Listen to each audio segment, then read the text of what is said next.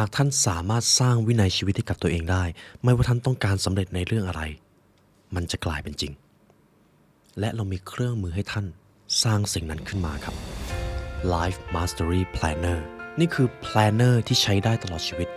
Life Mastery Planner จะช่วยท่านมีระบบในการวางแผนและติดตามการใช้เวลาและยกระดับวินัยของท่าน Planner ตัวนี้ครับจะทำให้รู้พัฒนาการของตัวเองและถ้าหากเรารู้ข้อมูลและแนวทางการยกระดับชีวิตเราจะไม่ก้าวหน้าได้อย่างไรจริงไหมครับ Life Mastery Planner ครับจะมีอยู่หลักๆ7ด้านแรกคือ productivity เราได้เอา Eisenhower Matrix มาทำให้ท่านรู้ว่าจะบริหารเวลาจัดลำดับความสำคัญอย่างไร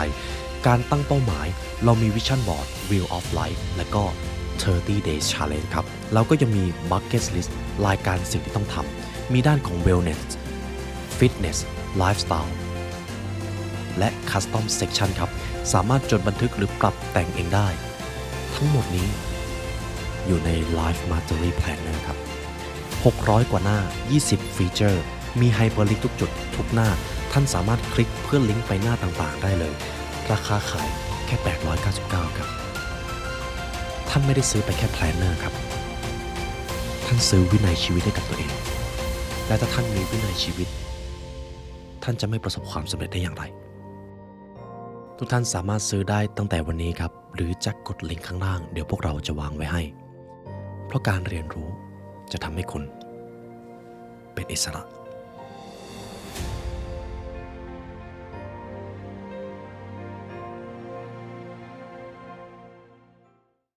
จิตวิทยาชั้นยอดที่จะทำให้คุณผู้ฟังเอาชนะคนอื่นเป็นครับวงเล็บมีน้อยคนที่จะทำได้จิตวิทยานั้นคืออะไรทักษะนั้นคืออะไรก่อนอื่นเรามาเริ่มกันแบบนี้ครับหากใครที่คิดว่าตัวเองเป็นคนฟังเก่งเวลาสนทนากับผู้อื่นหากท่านคิดว่าตัวเองสามารถบริหารบทสนทนาได้ดีหากท่านคิดว่าตัวเองเป็นคนที่พูดอะไรแล้วคนอื่นก็ชื่นชอบหนังสือเล่มนี้เหมาะกับท่านครับเพราะอะไรเพราะความจริงเป็นแบบนี้ครับคนที่คิดว่าตัวเองฟังเก่งจริงๆมักจะเป็นผู้ฟังที่แย่คนที่คิดว่าตัวเองพูดเก่งสุดท้ายเขามักจะเป็นคนพูดมากกว่าพูดเก่ง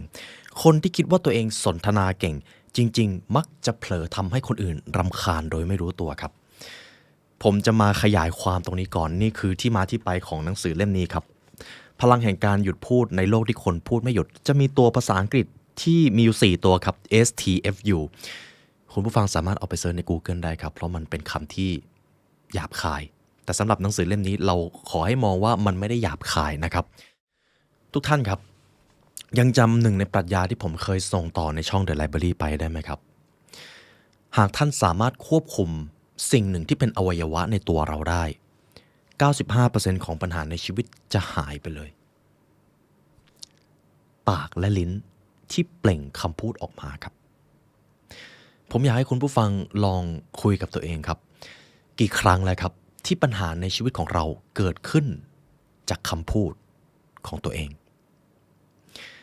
กี่ครั้งแล้วครับที่เรารู้สึกแย่จากคำพูดของคนอื่นถึงแม้ว่าเขาจะไม่ได้ทำอะไรเลยก็ตามสิ่งนี้มันทรงพลังมากครับคุณผู้ฟังและน้อยคนที่จะใช้มันเป็นแน่นอนครับ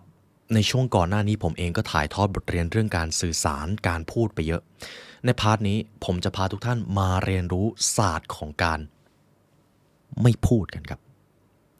ผมจะตั้งชื่อแบบนี้ก่อนครับ STFU ผมจะเรียกภาษาไทยว่าหุบปากนะครับและผมจะมีแบบฝึกหัดให้ทุกท่านทำท้ายบทเพื่อที่จะมาทบทวนตัวเอง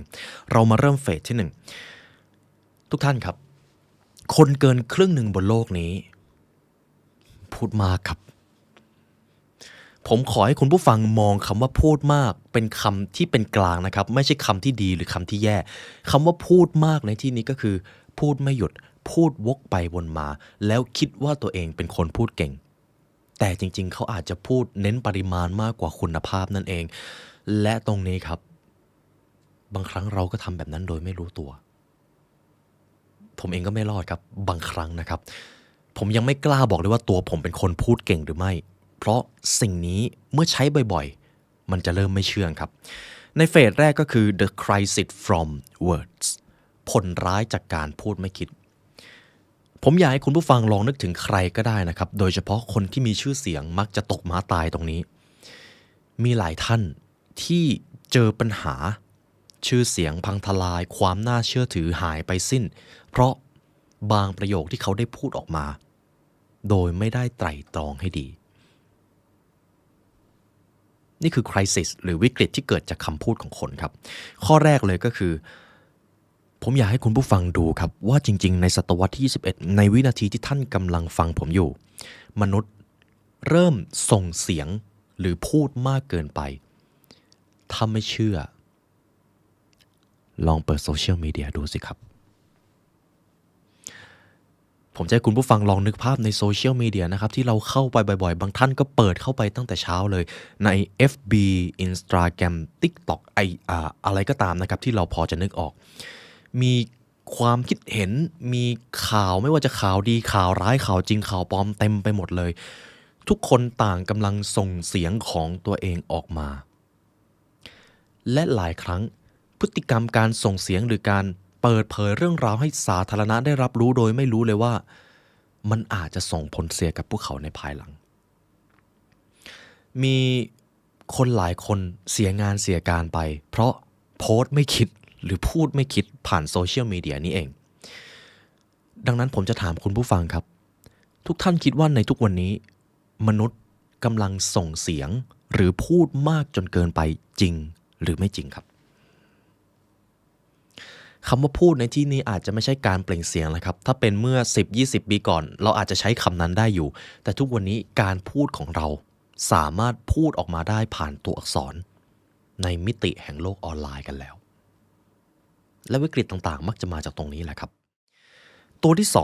2การเรียนรู้ที่จะ STFU หรือเรียนรู้ที่จะหุบปากจะทำให้ท่านมีอำนาจมากขึ้นฉลาดมากขึ้นและรู้เท่าทันสถานการณ์มากขึ้นสังเกตได้แบบนี้ครับหากเราไปอยู่ในวงล้อมบทสนทนาที่มีคนหลายคนล้อมรอบอยู่หากท่านเห็นใครสักคนหนึ่งที่เขาเป็นคนเงียบแล้วตั้งคำถามเป็นคนนั้นคือคนที่น่ากลัวที่สุดครับผู้นำทางสงครามผู้นำทางการทหารใช้กลยุทธ์นี้ในการหาข่าวและก็ทำให้อีกฝ่ายเปิดความลับออกมาศาสตร์ที่เขาใช้คือการตั้งคำถามและก็การฟังเขาจะระมัดระวังทุกคำพูดที่เขาตอบออกมาครับ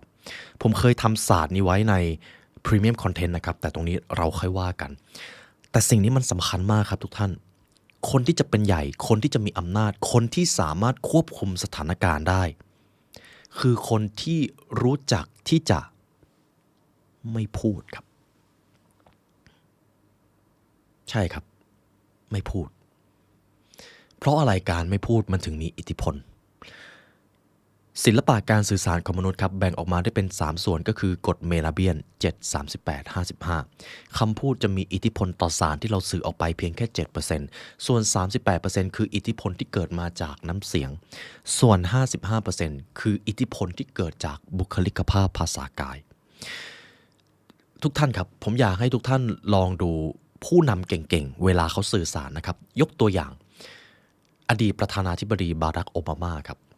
หนึ่งในการสื่อสารที่ทรงพลังที่สุดของเขาคือการพูดอะไรสักอย่างแล้วก็เว้นช่วงเงียบเป็น10วินาทีครับแล้วเจ้าการสื่อสารนั่นแหละครับ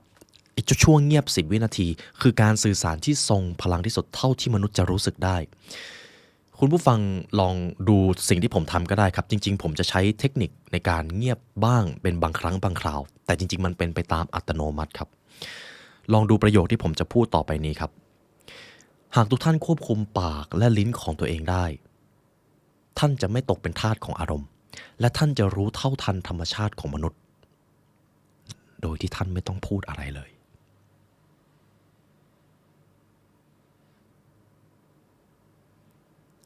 ความคิดอัตโนมัติที่มันผุดขึ้นมาในช่วงที่มันเงียบนั้นเป็นอย่างไรครับทุกท่านความสงบเงียบเนี่ยแหละครับมันทรงพลังมากมันกลายเป็นสัญลักษณ์อันลึกลับในพิธีสำคัญในช่วงที่ต้องสงบนิ่งช่วงเวลาที่สงบนิ่งช่วงเวลาที่เงียบนั้นคือสัญลักษณ์แห่งความยิ่งใหญ่ครับดังนั้นจงเรียนรู้ที่จะหุบปากให้เป็นและไม่ต้องห่วงผมมีวิธีการให้ในช่วงท้ายๆคลิปนะครับเรามาดูข้อที่3 ผมอยากพูดถึงเหล่าผู้นำ CEO Celebrity หรือคนที่มีชื่อเสียง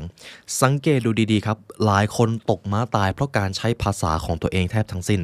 ไม่ใช่อะไรอื่นเลยและเหตุผลก็คือข้อที่4นี่ครับคนพูดมากในโลกนี้จะมีอยู่4ประเภทผมอยากให้คุณผู้ฟังดูว่าคนใกล้ตัวของเรามีใครอยู่ในประเภทนี้ไหมและบางทีเราก็อยู่ใน1ใน4ประเภทนี้แหละครับ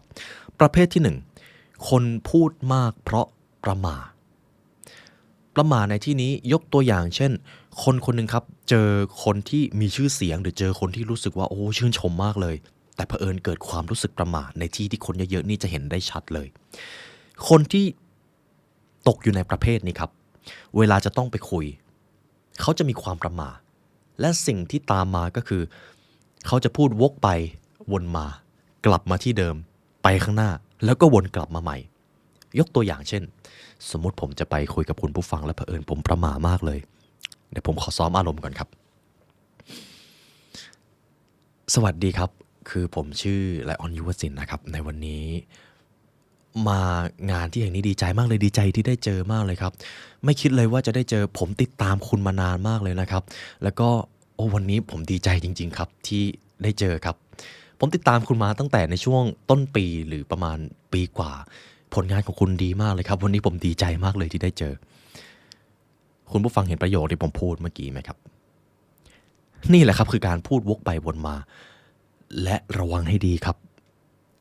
ประสบการณ์ส่วนตัวที่ผมเจอหลายท่านตกอยู่ในภวังค์นี้และเขาไม่รู้ตัว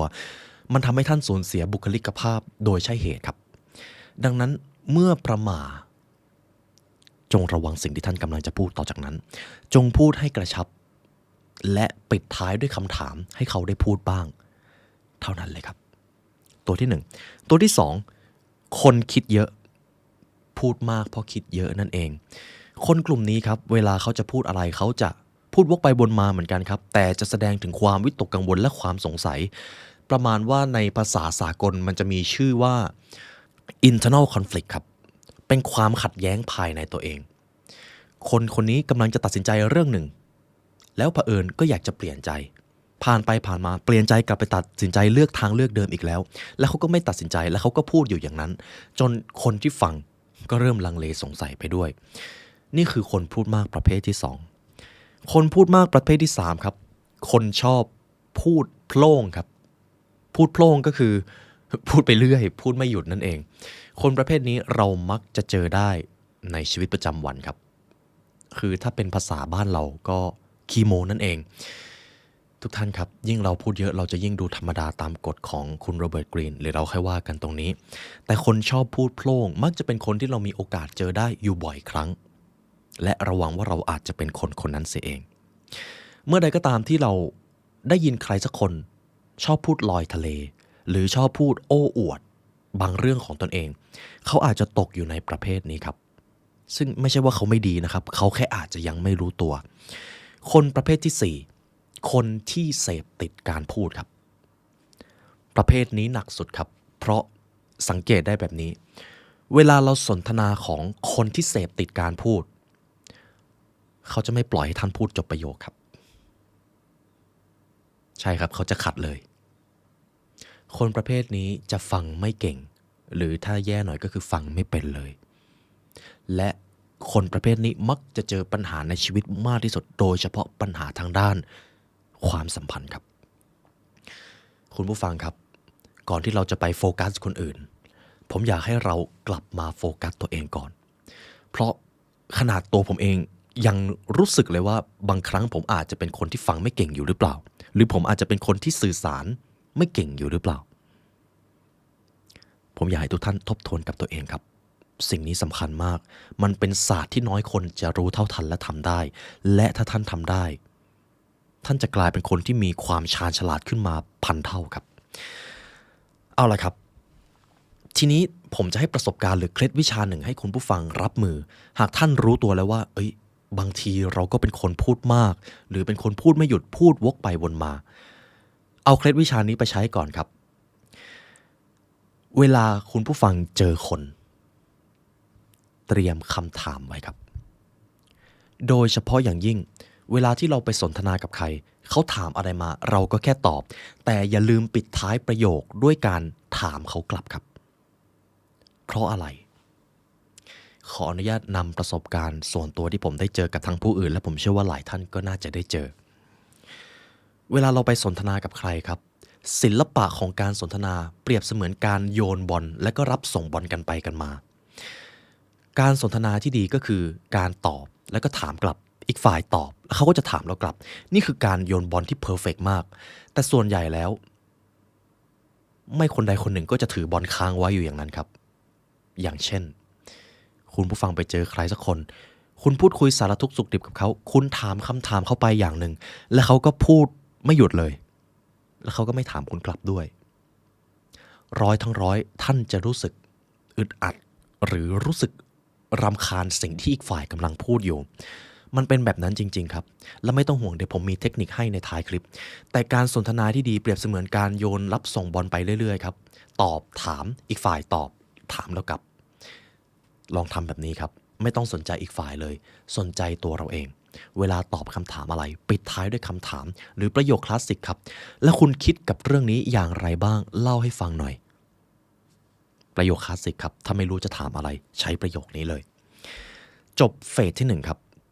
ทุกท่านเห็นอันตรายของการพูดไม่หยุดการพูดมากโดยเฉพาะอย่างยิ่งในยุคที่โซเชียลมีเดียกำลังมาแรงทุกท่านเห็นอันตรายจากนั้นแล้วใช่ไหมครับและทุกท่านก็รู้แล้วว่าคนพูดมากมีกี่ประเภทเรามาดูเฟสที่2กันเฟสนี้เราจะเน้นในเรื่องของโซเชียลมีเดียเพราะหนังสือเล่มนี้บอกชัดเจนครับคุณแดนลีออนส์โซเชียลมีเดียคือสิ่งที่ทำให้มนุษย์พูดไม่คิดครับใช่ครับดังนั้นผมจะให้คุณผู้ฟังดูพฤติกรรมการใช้โซเชียลมีเดียของตัวเองและย้ำอีกครั้งนะครับหลายคนรู้ไม่เท่าทันสิ่งนี้และถ้าท่านรู้เท่าทันโซเชียลมีเดียจะกลายเป็นประโยชน์มากกว่าโทษสำหรับท่านเราจะพูดถึงเครื่องจักรที่กำลังให้มนุษย์ฉลาดน้อยลงกันครับท่านผู้อ่านโทรศัพท์ที่มีส่วนผสมของโซเชียลมีเดียคือเทคโนโลยีใหม่ที่สามารถบั่นทอนความชาญฉลาดของมนุษย์และยังทำให้มนุษย์ได้โดพามีนราคาถูกซึ่งมันจะเปลี่ยนแปลงไปเป็นความทุกข์ในภายหลังหนังสือเล่มนี้เขียนไว้โทรศัพท์และโซเชียลมีเดียทำให้คนมีสมาธิน้อยลงและมีความอดทนน้อยลงจริงไม่จริงครับท่านผู้ฟังร้อยทั้งร้อยจะตอบว่าจริงครับเวลาผมถามคำถามนี้ถูกต้องครับโซเชียลมีเดียด้วยความที่เราอยากได้อะไรเราก็ค้นหาได้เลยเราอยากจะซื้ออะไรเขาก็จะรีบมาส่งให้เราทันทีเลยมันทำให้ความอดทนน้อยลงและสมาธิในการจดจ่อมันน้อยลงไม่เชื่อทุกท่านลองถ่ายคลิปสั้นดูก็ได้ครับถ่ายแป๊บๆอยากเปลี่ยนปุ๊บมีความสุขแป๊บหนึ่งกลับมาจุดเดิมถ่ายใหม่ความสุขมันได้มาง่ายเกินไปครับและมันเป็นความสุขที่ไม่มีคุณภาพดังนั้นมันจึงเป็นเหตุผลว่าทำไมมนุษย์เครียดง่ายขึ้นและมันเป็นความเครียดที่คงอยู่นานกว่าปกติจงหุบปากในโซเชียลมีเดียให้เป็นแล้วท่านจะหลุดพ้นจากปัญหานี้ครับคุณแดนลีออนส์เขาเริ่มแบบนี้โซเชียลมีเดียครับข้อที่1นะครับทำให้เราได้โดพามีนราคาถูกและมันมักจะทำให้เราซึมเศร้าได้ในภายหลังผมมีโอกาสได้คุยกับผู้ใหญ่หลายท่านนะครับโดยแวดวงของผู้นำโค้ชผู้บริหารเขาตอบเป็นเสียงเดียวกันครับคนมีสภาวะการเป็นซึมเศร้าได้ง่ายมากขึ้นและปริมาณคนที่เป็นปัญหาด้าน mental health หรือสุขภาพทางใจมีเยอะขึ้นอย่างน่าใจหายครับและผมเชื่อว่าคุณผู้ฟังบางท่านที่กำลังฟังคลิปนี้อยู่ก็อาจกำลังเจอปัญหานั้นผมอาจจะตอบแบบกำปั้นทุบดินครับแต่องค์ประกอบที่ใหญ่ที่สุดและเป็นอุปสรรคที่น่ากลัวที่สุดคือโซเชียลมีเดียเหตุผลหลักๆมีดังนี้ครับข้อที่1โซเชียลมีเดียครับสิ่งที่เขาต้องการมากที่สุดไม่ใช่ว่าเขาสร้างคุณค่าอะไรแต่เขาต้องการเวลาของท่านและการที่เขาจะได้เวลาของท่านเขาจะต้องเล่นกับจิตวิทยามนุษย์ด้วยการปล่อยข่าวร้ายครับข่าวร้ายหรือข่าวดราม่าคนส่วนใหญ่หรือมนุษย์ส่วนใหญ่ที่ไม่รู้เท่าทันสิ่งนี้จะยังเป็นทาสของอารมณ์ตัวเอง ข่าวร้ายหรือข่าวดราม่ามันเป็นสิ่งที่กระตุ้นความสนใจของมนุษย์หรือยอด engage ได้ดีมากและยิ่งมนุษย์ไปสนใจสิ่งนั้นมันก็จะแมสขึ้นโฆษณาก็จะเริ่มมันลงขึ้นยิ่งคนแห่ไปดูมากขึ้นเขาก็จะยิ่งดังขึ้นโซเชียลมีเดียแพลตฟอร์มนั้นหรือข่าวนั้นก็จะยิ่งชอบครับข่าวที่เน้นกระแสโดยเฉพาะเรื่องที่มันเป็นดราม่าเขาจะต้องการเวลาจากท่านเขาไม่สนหรอกครับว่าเขาทำผิดศีลธรรมหรืออะไรบ้างตรงนี้สำคัญมากครับดังนั้นวิธีแก้เลยก็คือทำให้โซเชียลมีเดียหรือพื้นที่ออนไลน์ของท่านเป็นสื่อความรู้หรือการพัฒนาตัวเองเช่นที่ท่านกำลังทำในตอนนี้อยู่นี่คือเหตุผลประการที่1เหตุผลประการที่2ครับ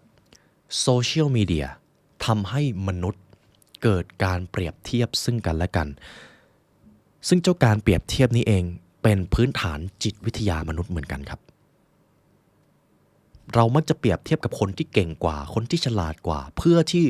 เราจะได้มีแรงขับเคลื่อนในการวิวัฒนาการในธรรมชาติของตัวเองซึ่งเมื่อก่อนครับเราไม่มีโซเชียลมีเดียนานๆทีเราจะเอาตัวเองไปเปรียบเทียบกับคนอื่นอย่างมากก็เพื่อนข้างบ้านแต่ทุกวันนี้ครับเราเปรียบเทียบตัวเองได้ทุกวินาทีเลยเมื่อเราอยู่ในโซเชียลมีเดีย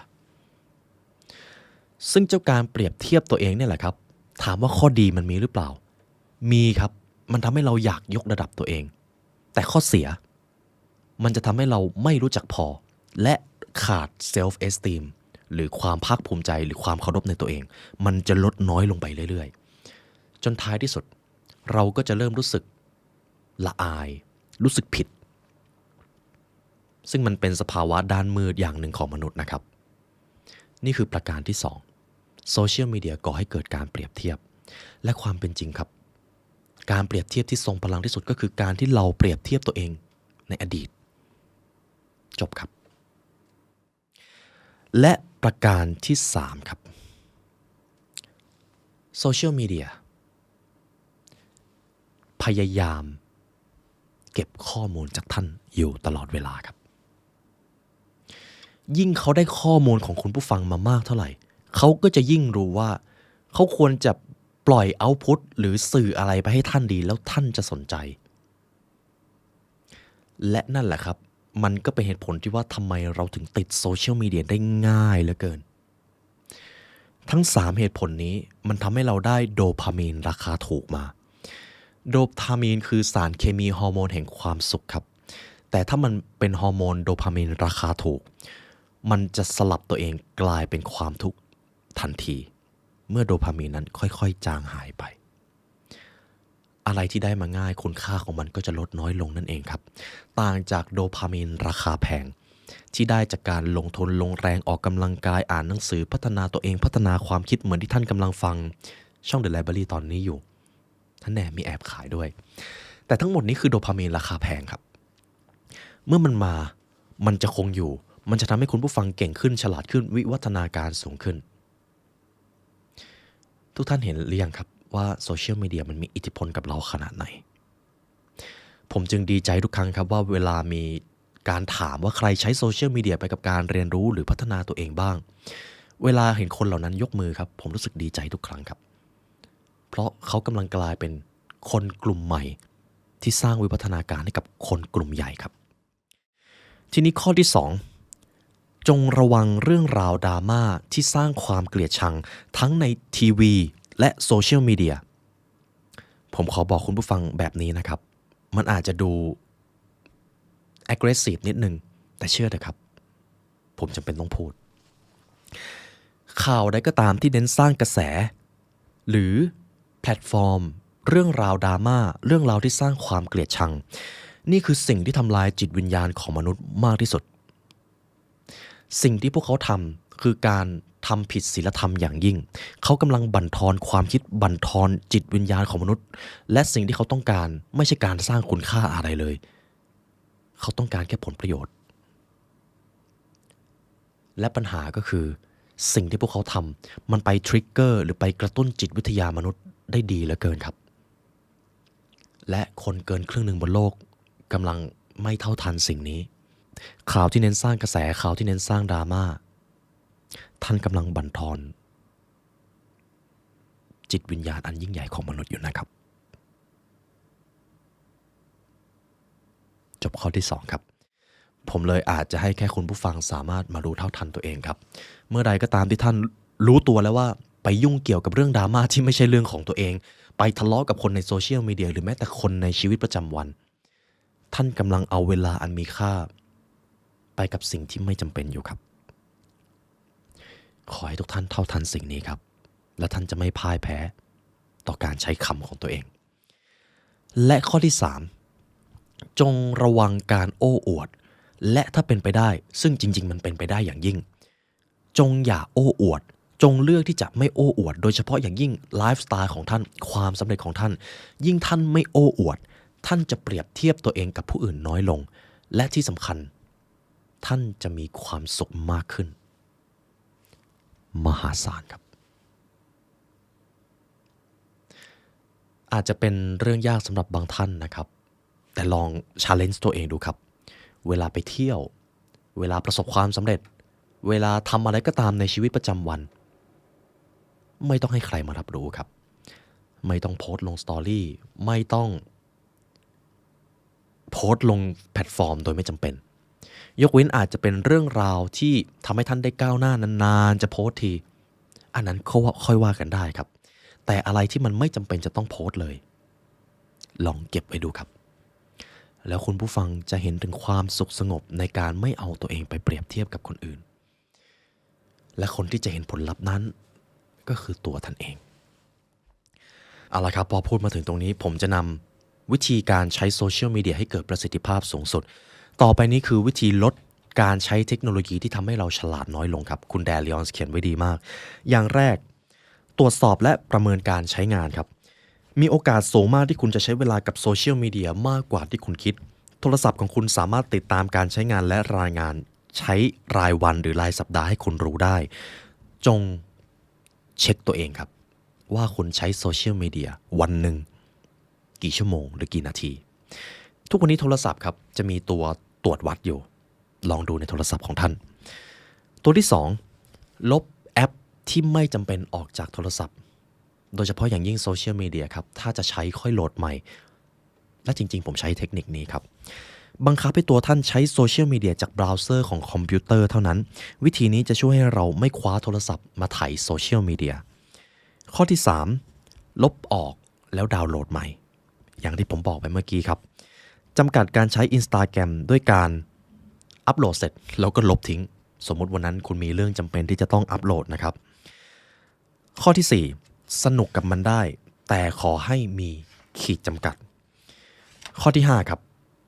กำหนดวันโซเชียลดีท็อกหรือผมขอให้คุณผู้ฟังเลือกสักวันหนึ่งครับปิดโทรศัพท์ไปเลยปิดเน็ตปิดคอมด้วยแล้วท่านจะเห็นสิ่งมหัศจรรย์ของความเบื่อครับความเบื่อก่อให้เกิดความคิดสร้างสรรค์มหาศาลอันนี้คือความลับของผมนะครับไอเดียในการพัฒนาคอนเทนต์พัฒนาผลิตภัณฑ์มาจากวันที่ผมปิดเจ้าโทรศัพท์นี่แหละครับข้อต่อไปครับทำเหมือนโทรศัพท์หายครับสมมติคุณผู้ฟังรู้แล้วว่าวันพรุ่งนี้จะไม่ใช้โทรศัพท์ท้าให้ตัวเองเอาโทรศัพท์ไปไว้ที่ไหนก็ได้ครับที่ท่านจะไปหยิบได้ยากๆจะไปไว้ในรถไปไว้ในตู้ล็อกเกอร์ข้างล่างคอนโดของท่านแล้วล็อกกุญแจด้วยนะครับทำแบบนั้นได้เลยแล้วมันจะมีแรงต้านมากขึ้นในการจะเดินไปหยิบโทรศัพท์ข้อต่อไปครับปิดการแจ้งเตือนหรือปิด notification นั่นเองเสียงติ้งและเสียงสั่นมันดึงดูดความสนใจของเราได้ง่ายและเท่านี้แหละครับสำหรับการเอาชนะวิธีการอยากใช้โซเชียลมีเดียจบครับเราพูดกันเรื่องโซเชียลมีเดียเป็นที่เรียบร้อยแล้วเรากลับมาเรื่องการใช้คำพูดของเราต่อข้อที่แล้วเป็นการใช้คำพูดในเชิงของการโพสต์ผ่านตัวอักษรแต่ในข้อนี้แหละครับเราจะมาดูการหุบปากและการใช้คำพูดของเราจริงๆกันเฟสที่3ในช่วงเวลาเหล่านี้จงหุบปากครับหนังสือพูดนะครับผมไม่ได้พูดในช่วงเวลาเหล่านี้จงระวังคำพูดของท่านให้ดีครับ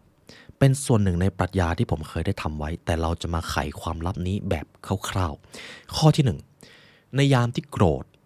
หุบปากไม่ต้องพูดไม่ต้องตอบคำถามอะไรหากใครมองว่าท่านหยิ่งปล่อยเขาไปเพราะถ้าท่านพูดอะไรออกมาต่อจากนั้นมันจะแย่ยิ่งกว่าเดิมในยามโกรธ อย่าพูดอะไรครับ ข้อที่ 2 ในยามที่เจอความขัดแย้งทางอารมณ์จงเงียบและอย่าพูดอะไรถึงแม้ท่านจะอยากโต้แย้งกับเขามากเลยก็ตามสุดท้ายครับความเงียบคืออำนาจหากเราสามารถสงบเงียบได้ในยามที่เจอความขัดแย้งทางอารมณ์นั่นแหละครับ power อีกฝ่ายจะรู้สึกว่าท่านมีอำนาจบางอย่างที่คาดเดาได้ยากข้อที่ 3 ในยามที่ประสบความสำเร็จจงหุบปากเพราะส่วนใหญ่เวลาเราประสบความสำเร็จครับเรามักจะอยากโอ้อวดเรามักจะอยากพูดเยอะนิดนึงและหลายครั้งครับการพูดเยอะหลังจากประสบความสำเร็จมันอาจจะก่อปัญหาให้เราได้ปล่อยให้อารมณ์ความสำเร็จนั้นอยู่ในตัวเราอย่างเดียวครับแล้วค่อยๆให้เขาคลายออกมาหลังจากนั้นค่อยพูดก็ได้ครับในข้อต่อไปครับช่วงเวลาที่มีความสุขวงเล็บมากระวังคำพูดครับเพราะเหมือนข้อที่แล้วเลยครับเราอาจจะเผลอพูดมากเกินไปแล้วอาจจะทำให้อีกฝ่ายรำคาญโดยไม่รู้ตัวนี่คือช่วงเวลาที่เราไม่ควรพูดครับและเดี๋ยวจะบอกอีกทีว่าแล้วถ้าต้องพูดจะพูดอย่างไรช่วงที่ 5ในยามที่ท่านมึนเมาระวังคำพูดให้ดีครับหรือถ้าเป็นไปได้อย่าเมานะครับหลายคนตายเพราะตรงนี้ครับข้อที่ 6ช่วงเวลาที่คนอื่นกำลังพูด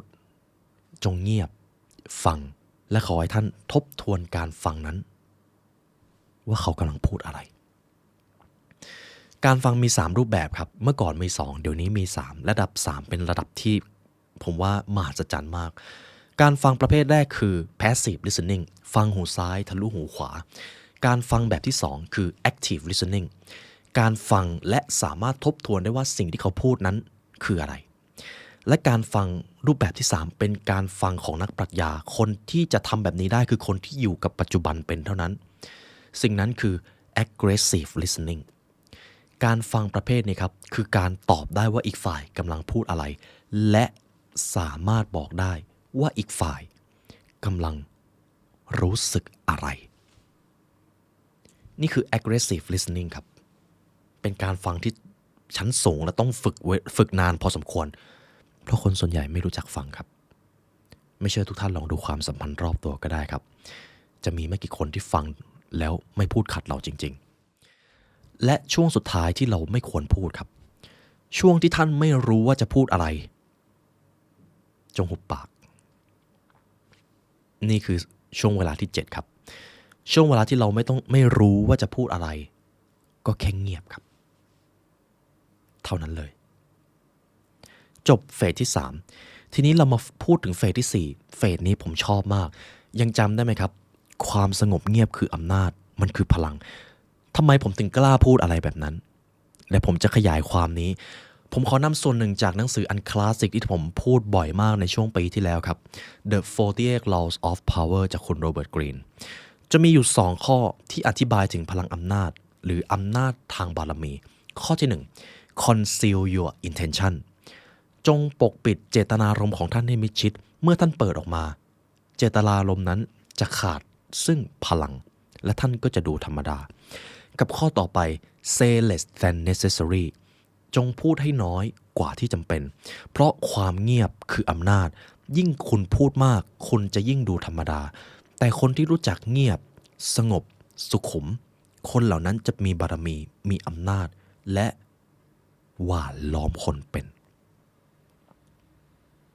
ความเงียบคืออำนาจครับทุกท่านผมจะมีเรื่องราวจากภาพยนตร์เรื่องหนึ่งมาเล่าให้ทุกท่านฟังครับ The Godfather Part 2 ครับผมจะเล่าสั้นๆวิโต้คอร์เลโอเน่ครับคุณชื่อนี้ไหมครับหลายท่านที่เป็นคอหนังมาเฟียจะรู้จักชื่อนี้กันดีวิโต้คอร์เลโอเน่วัยหนุ่มครับที่รับบทโดยโรเบิร์ตเดนิโรเขาขอร้องให้โรเบโต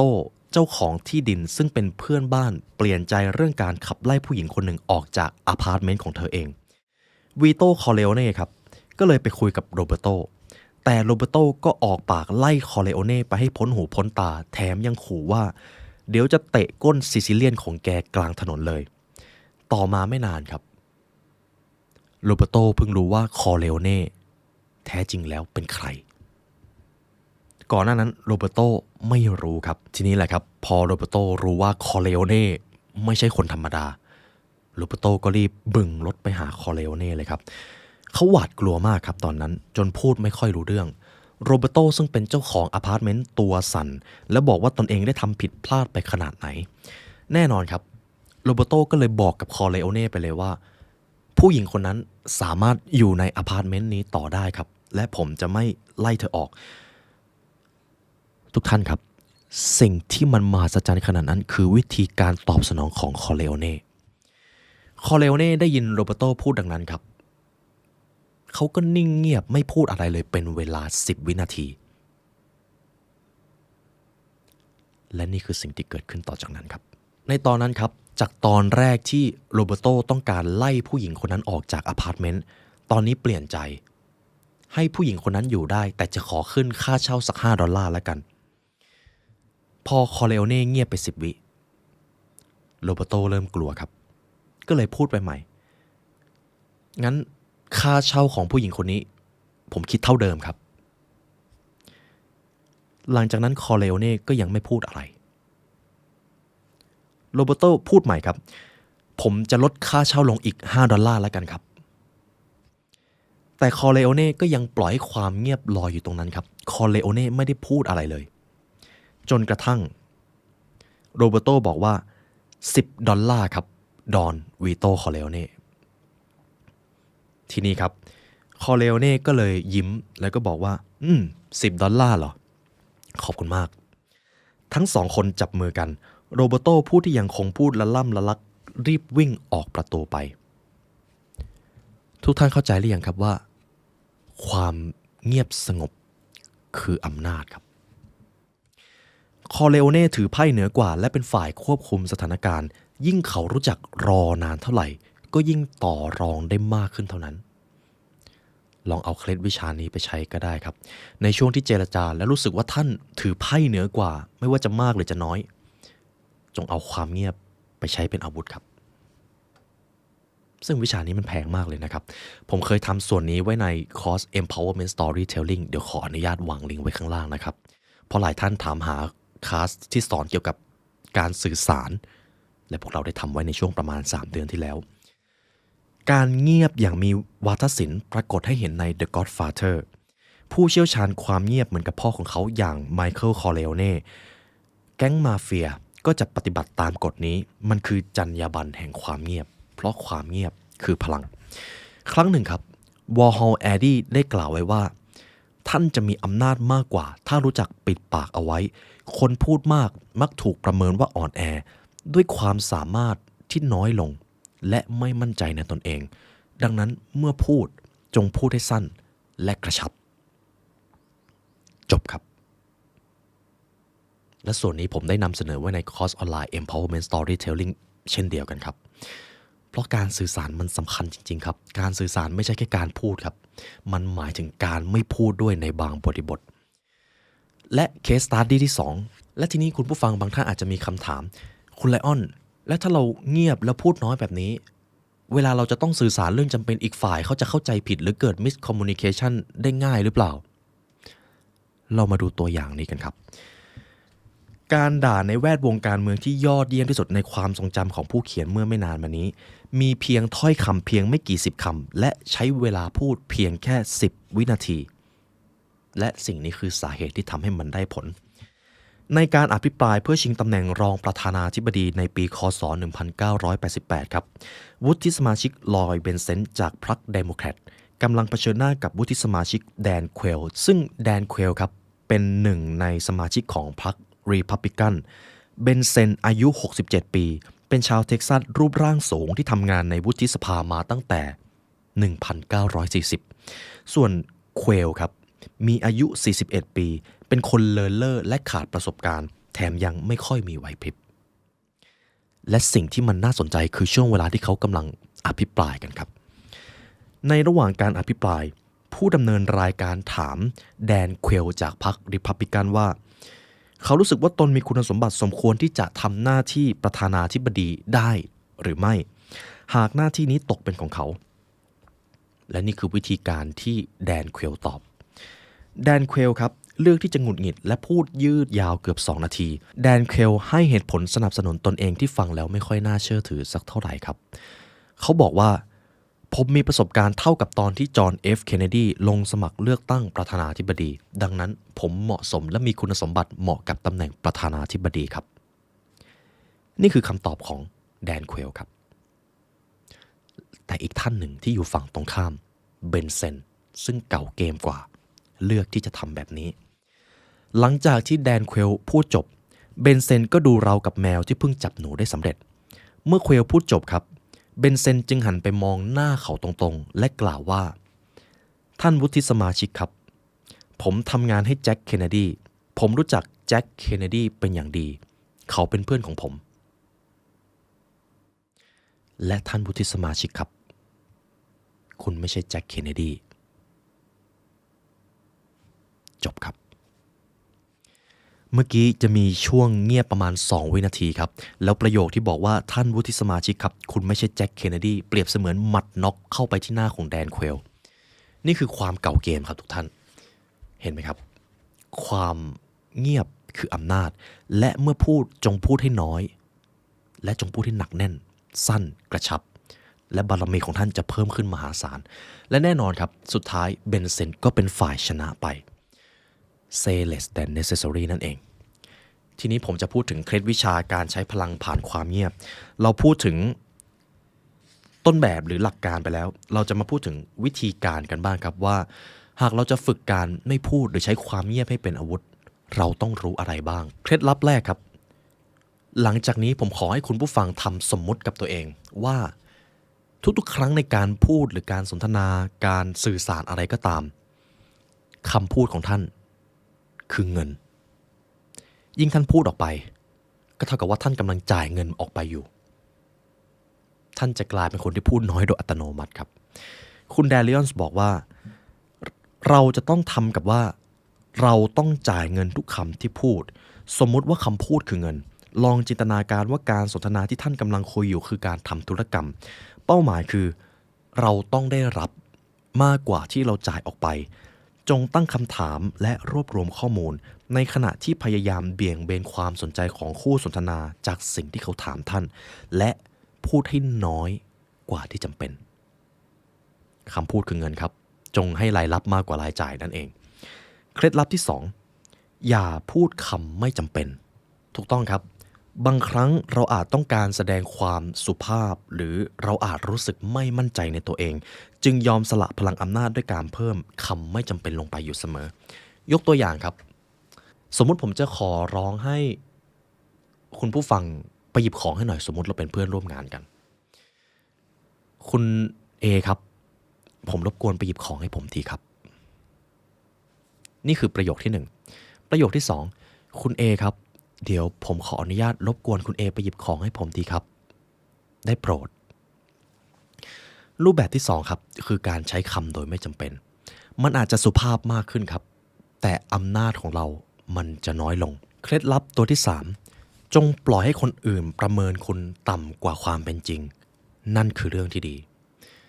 เหตุผลหนึ่งในการพูดมากของมนุษย์ก็คือเราจะรู้สึกชอบตัวเองเวลาเราได้เปิดเผยความฉลาดออกมาแต่นั่นก็เป็นกับดักเช่นกันจงอย่ากระโดดเข้าไปติดกับดักของการพยายามทำให้ทุกคนเห็นว่าคุณฉลาดขนาดไหนจงทำเหมือนอังเกลาแมร์เคิลก็คือเงียบๆและไม่เย่อหยิ่งแล้วในที่สุดสิ่งนั้นจะกลายเป็นข้อได้เปรียบคนอื่นจะประเมินความสามารถของคุณต่ำกว่าความเป็นจริงและทีนี้แหละครับคุณจะทำอะไรก็ง่ายดังในตำราพิชัยของท่านซุนวูครับ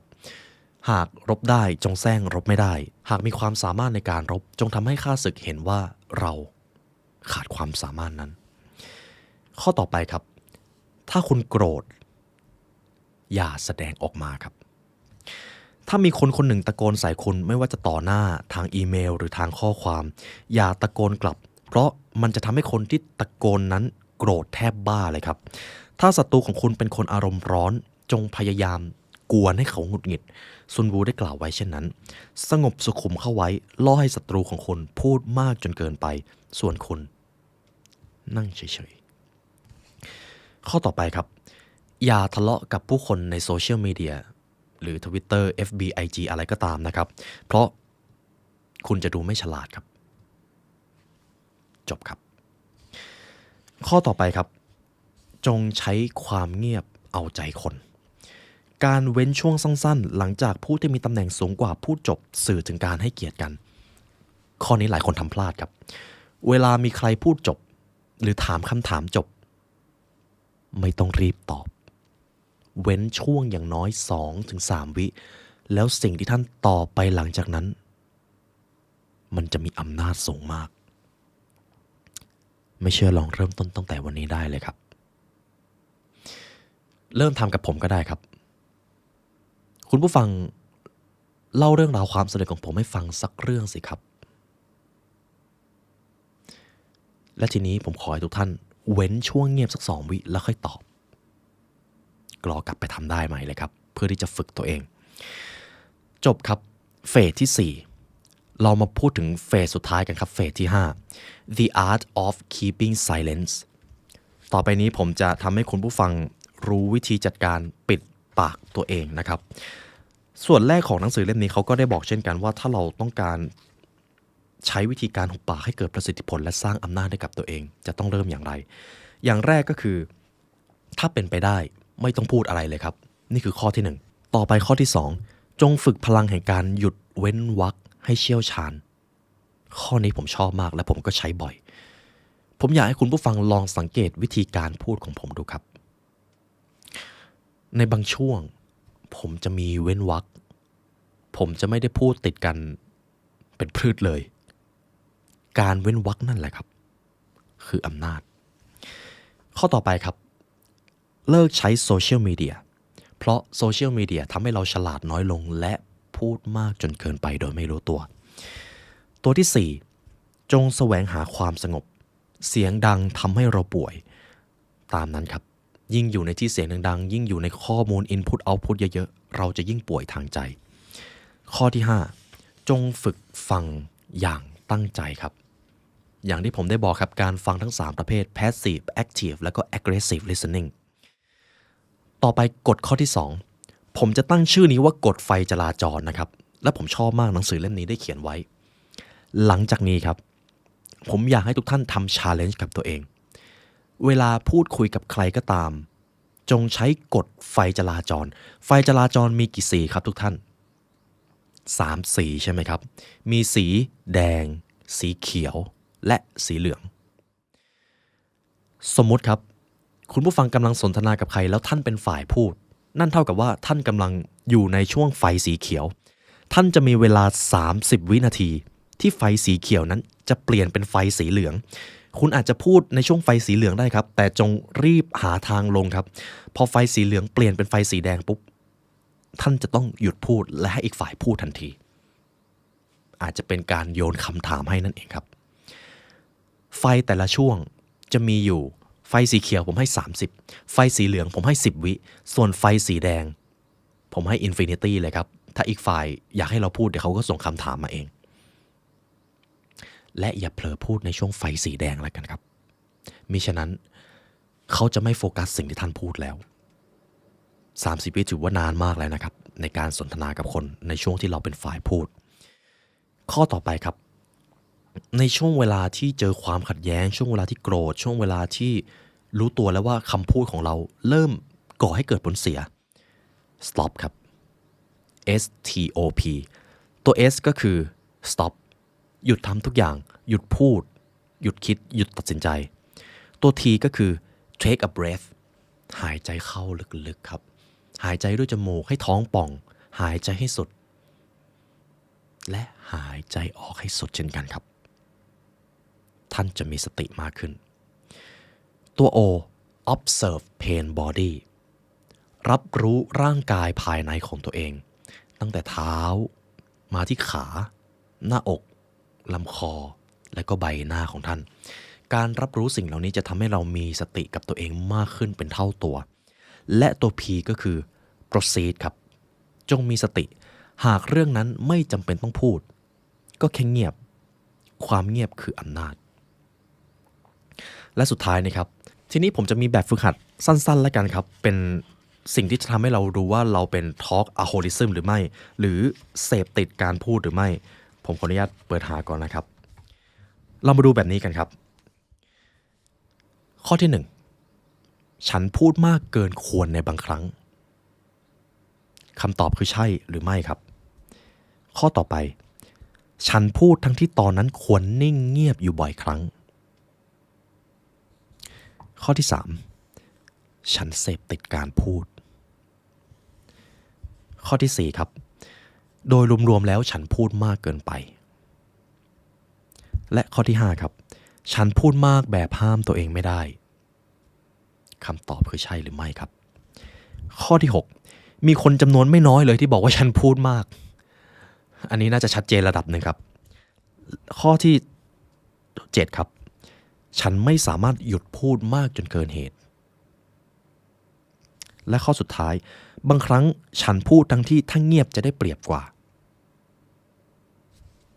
คำตอบคือใช่หรือไม่ครับถ้าใช่เกิน2ข้อแสดงว่าท่านมีแนวโน้มที่จะเป็น Talkaholicism ถ้าเรารู้เท่าทันตัวเองแล้วก็แค่ทำตามเคล็ดลับที่ผมบอกไปทั้งหมดจบครับทีนี้แหละครับสุดท้ายแล้วปัญหาส่วนใหญ่ในชีวิตของเรามันก็มาจากปากของเรานี่เองผมจะขอนำประโยคของคุณโรเบิร์ตกรีนที่ได้พูดเอาไว้ปิดท้ายคลิปนี้ครับปากและลิ้นไม่เคยเชื่องครับไม่เคยเชื่องเลยยิ่งเราใช้มันบ่อยมันจะยิ่งไม่เชื่องมากเท่านั้นมันจะปล่อยคำพูดและเมื่อเราใช้คำพูดมากจนเกินไปเราอาจจะเริ่มพูดในสิ่งที่ไม่จำเป็นและหลายครั้งคำพูดเหล่านั้นจะกลับมาทำร้ายเราเอง Say less than necessary ครับจบครับยินดีด้วยครับทุกท่านได้รู้เคล็ดวิชาในการสื่อสารชั้นยอดที่น้อยคนจะทำได้เป็นที่เรียบร้อยแล้วและเช่นเคยครับจิตวิทยาการสื่อสารจิตวิทยามนุษย์หรือแม้แต่การสร้างอำนาจพวกเราได้ทำไว้ในพรีเมียมคอนเทนต์ครับคลาสออนไลน์ก็มีคุณผู้ฟังสามารถเลือกเรียนรู้กับทาง The Library Learn ได้เลยเพราะพวกเราเป็นเกียรติอย่างยิ่งที่จะได้ส่งต่อความรู้เหล่านี้มันคือความรู้ที่ยิ่งรู้เร็วเท่าไหร่ยิ่งได้เปรียบยิ่งรู้เร็วเท่าไหร่ยิ่งมีอำนาจมากขึ้นเท่านั้นเดี๋ยวพวกเราจะวางลิงก์ไว้ข้างล่างนะครับใน www.thelibrarylearn.com มีพรีเมียมคอนเทนต์ของพวกเราและทุกท่านสามารถจอย YouTube Membership ได้เลยครับแล้วก็เลือก Premium Content หรือถ้าคุณผู้ฟังท่านใดต้องการเจาะลึกคลาสของการสื่อสารรู้เลยว่าตัวเองเป็นคนสื่อสารเยอะแต่ประสิทธิผลอาจจะไม่ได้เยอะตามคลาส Empowerment Storytelling เหมาะกับท่านครับเดี๋ยวพวกเราจะวางลิงก์ไว้ข้างล่างและเป็นเกียรติอย่างยิ่งที่จะได้ส่งต่อความรู้อันก่อให้เกิดอิสรภาพในชีวิตแก่ทุกท่านให้ครับสุดท้ายนี่ครับเพราะการเรียนรู้จะทำให้เราเข้าถึงอิสรภาพในชีวิตอิสรภาพที่ว่าจะทำให้เรากล้าคิดกล้าทำกล้าฝันและกล้าจินตนาการนั่นคือเหตุผลที่เรามาเรียนรู้ด้วยกันครับในวันนี้ได้เวลาอันสมควรแล้วทางผู้ร่วมงาน The Library Learn และตัวผมไลออนยุวสินขอกล่าวอำลาทุกท่านไปก่อนและนี่เป็นเอพิโซดที่สนุกมากครับขอให้วันนี้เป็นวันที่ดีของทุกท่านครับสวัสดีครับ